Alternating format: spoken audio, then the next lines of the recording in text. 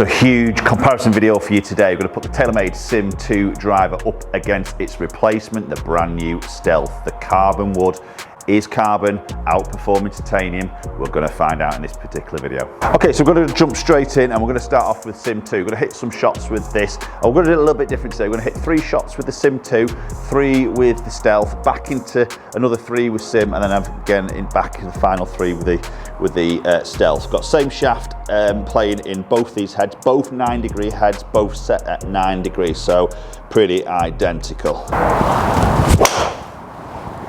That's a nice opener with a SIM2.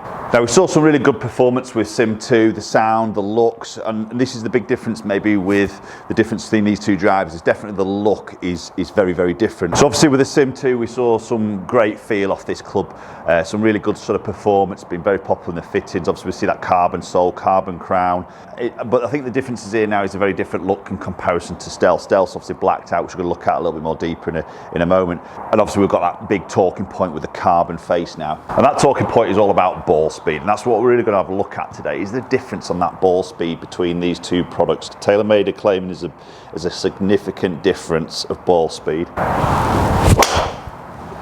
It's a bit draggy up that left side. Strike felt pretty good. I'll always squeeze a bit more ball speed with a slightly shut face working up the left, but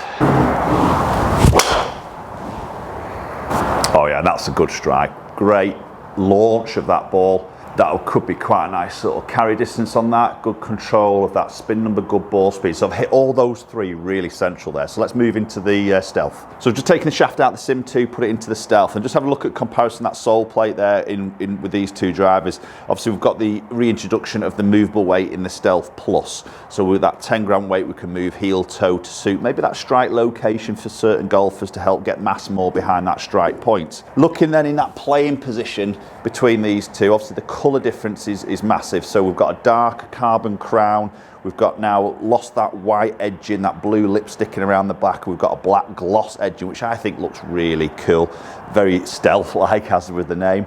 And obviously now we've got a very distinctive red face, that carbon face, and that definitely draws your eye there back to the club face, maybe away from the back of the driver, maybe with the SIM2. I do like the look of the SIM2 to be honest, but I think it's just a little bit, probably a bit more appealing to maybe the mass market there with that plain black sort of head. Shape of the head is very, very similar. There's nothing too sort of different between the shape of those two heads.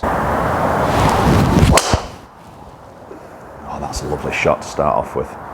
And the sound is I mentioned this in my review video, the sound is very, very similar. You know, you think of a carbon face, carbon head, you're expecting to be like a very dull, muted sort of sound. It isn't. It does sound like a titanium driver, and it's a good sound. That's a good flight. Got a little bit low in the face, a fraction. Yeah, you see that strike there. Again, that ball speed's good. Feels quite exploded, like a bit springier off the club face. Probably a little bit more like there's a bit of give in the face compared to Sim there. It's a great feel and a great sound, and I really like the look of this. I quite like that red face. It's really growing on me. It's a stunning ball flight. Looks to be very forward ball flight there. Okay, let's switch back into that SIM2 for another 3 shots. Nice flight. Just feels a little bit low in the face. Yeah, a touch low heel on that particular strike. But again, it's done well. It's finding the fairway. So just that little bit of that strike, that launch just drops, spin just goes up a tiny bit. Oh, it's just leaking a bit up that right hand side. I've struck that well. It's a good strike. Just peeling a little bit up the right. Again, ball speed's good. Really good on that ball speed. Just a little bit more spin, slightly open face. But decent carry, 280. It's a good strike. Again, just a little bit left to right. Don't mind that shape, to be honest. Okay, right, let's jump back into that Stealth for another 3 shots. Okay, so final 3 shots with this Stealth. So I think just to maybe summarise a little bit on the looks and the feel of these two golf clubs, I think for me the Stealth driver is a better looking driver. I just like that more black, glossed out finish. Looks a little bit classier there.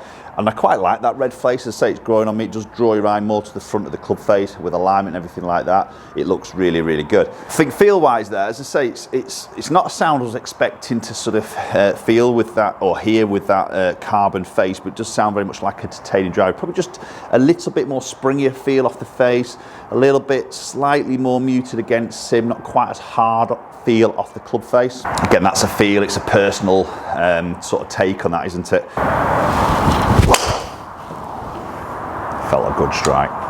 Get a little bit left to right, similar shape to what I've just seen with that SIM.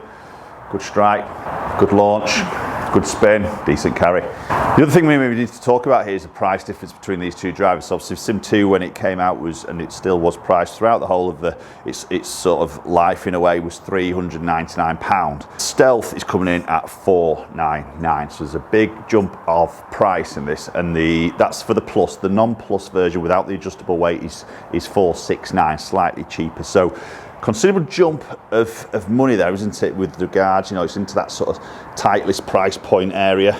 Maybe the Callaway when it first came out. Felt a decent connection. Very forward flight. So if you wanted that slightly sort of higher launch there, like maybe you saw in my review video, if you haven't seen that, I'll link that up and you can go and check that out. But the non-Plus version without that adjustable weight, a little bit more weight back, a little bit higher launch. Still keeps that low spin there, but just a little bit higher launch. And I definitely saw the difference between those two heads. That's a nice one to finish on, just a touch up the left, but a pretty decent strike. Love the feel of that, love the look of it. Let's go and check a few numbers out between the SIM2 and the brand new Stealth Plus. Okay, so let's have a little look at the dispersion rings to start off with. So this is your total distance, and we've got the obviously SIM2 in the white, the Stealth in the orange. So do you know what? It's very similar, isn't it? We've got a similar pattern left to right, maybe a little bit longer right and left, maybe with the SIM2. But a sort of similar pattern, isn't it? Not a huge difference between those two. Maybe just consistently a little bit longer with the Stealth, that front to back in comparison to that SIM2. That's just my subtleties of that strike, that launch, and how I get that ball spinning. And maybe just also want to have a look at the consistency of the strikes. I struck those all pretty good. Maybe a couple leaking, that little low heel, probably with both of those drivers. So this is the heat patch on those 6 strikes with the SIM2, and then just moving into the Stealth there, you can see just a little bit tighter, maybe a little bit higher up that club face, but both very similar on that strike pattern, both good sort of strike pattern. And then we have a look at the all-important numbers, and this is quite interesting. So I say, kept the shaft exactly the same, so obviously same plane length, it's 45.75 inches in length, same shaft, same flex, same loft, everything like that. Obviously the head was just changing all the time between those two clubs. You can see there the average on the club head speed with that SIM2 was 112 against 113.6. So I've moved the Stealth a little bit quicker there. I don't know, I didn't feel like I did, to be honest, but obviously I have done by 1.5 mile an hour on average. Now we look at ball speed. Obviously this is important, but we're talking about carbon face. TaylorMade said this is faster off the club face. And granted, I've only hit 6 shots with each. The strike patterns, to be fair, are very, very similar, and I'm seeing no difference there. If anything, with the slightly increased club head speed of the Stealth, I should be expecting to see some more ball speed than that in comparison. So you can see actually the SIM2 was just a little bit more efficient there, that 146 against that 145. Launch, as you'd expect, very, very similar. Stealth, just a little bit lower spin there in comparison. Again, just my subtleties of strike. Cut that a little bit higher up in the face fractionally, so that's probably just equating to that little bit of that 300 revs of difference of spin. And you see carry distance there, very, very similar. Stealth just dropping a touch short with that little bit of that lower sort of spin and a fraction lower on that launch. Okay, so maybe not the results I was really sort of hoping for in a way, from listening to this high ball speeds there. At the end of the day, both drivers are very good, and we've seen this on probably quite a number of occasions now over the few years, haven't we, from new drivers against old drivers. They're very sort of maxed out, aren't they? Obviously this is a very different talking point with that carbon face, but maybe just in that particular test I'll have to do a little bit more, but I think those results could quite easily flip either way on another test, but I think they're always going to be very, very close, aren't they? Post comments below, let me know your thoughts between that test and what you think of the new Stealth Driver. I'd love to hear your thoughts as always, and hopefully we'll catch up with you all very soon.